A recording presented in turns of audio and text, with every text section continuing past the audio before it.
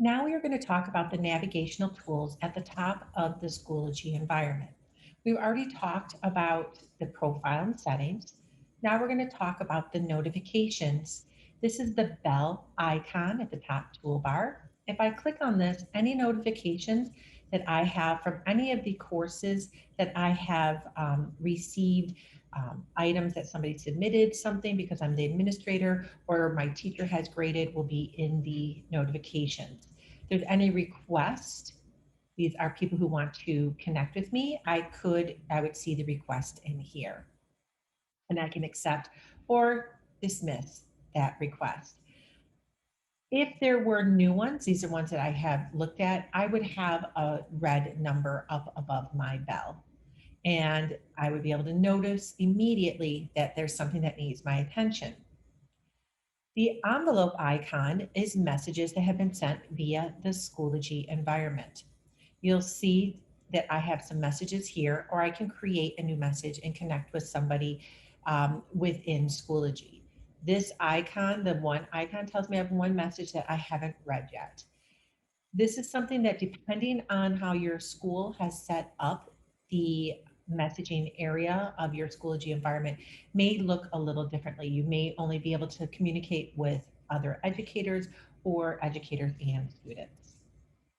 The calendar icon is exactly what it's called. It shows you your calendar, all of your calendars for all of your courses. If I click on this little down arrow, you'll see I can look at a specific calendar for a specific course, and I can even change the color icons of how these items are going to show up. So if I wanted to, this class could be a different color than all the other classes in order to keep myself a little more organized.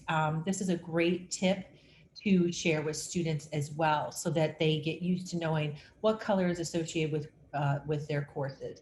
You can also see a course calendar within a specific course. And we're going to go more over calendars more in a later video. The next icon is the Schoology app icon. I do not have any apps installed in this environment, but I can go to the App Center, and my district, if I have an enterprise account, may have added different apps for me to access. There are numerous apps here for you to look at and to integrate into your Schoology environment. And your school may set up some automatically to be shared with you within your Schoology courses. So if there's something that you use and you want to connect it to your Schoology course, you can do so through the app icon. The next is your search. This will search your environment for specific courses and information, and that is the last icon on the right-hand side. And we're going to go to the icons on the left-hand side.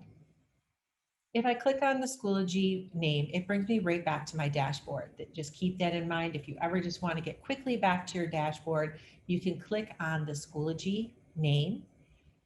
The next is upgrade. I'm currently in a basic account. So if I click on upgrade, I could find out more about getting an enterprise account. If I were in an enterprise account, I would not see this upgrade option. The next tab is my courses. It will show all the courses that I am enrolled in, at least most of the courses. To see all my courses, I can click on the My Course word in the upper right-hand corner here, and I'll be able to see all my courses, and current and archived. There are ways to manipulate this so you can have certain courses showing up first, and we're going to be talking about that later. Groups are a great tool to use if you want to have for sports teams or after school clubs, or even grade band teacher groups where you can share and create different resources. And we're going to delve more into groups later. Resources is a very important tab and one that I use frequently.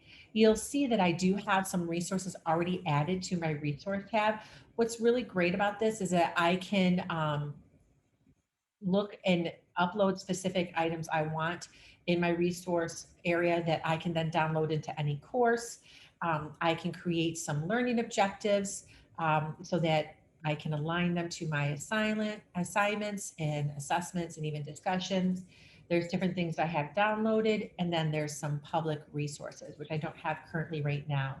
If you look in the far left column, you'll see you can search your resources. You have your personal icon. Here's the public icon. This is a really great, and I believe underutilized tool within the Schoology environment. So as a teacher, I can come to the public resources. I can search by subject, resource type, grade level, and I can find different resources to use with my students and pull into any of my courses. So if I wanted to, I could click on strategies for struggling readers, and I can add that resource. I also can see who created it and if people have rated this resource.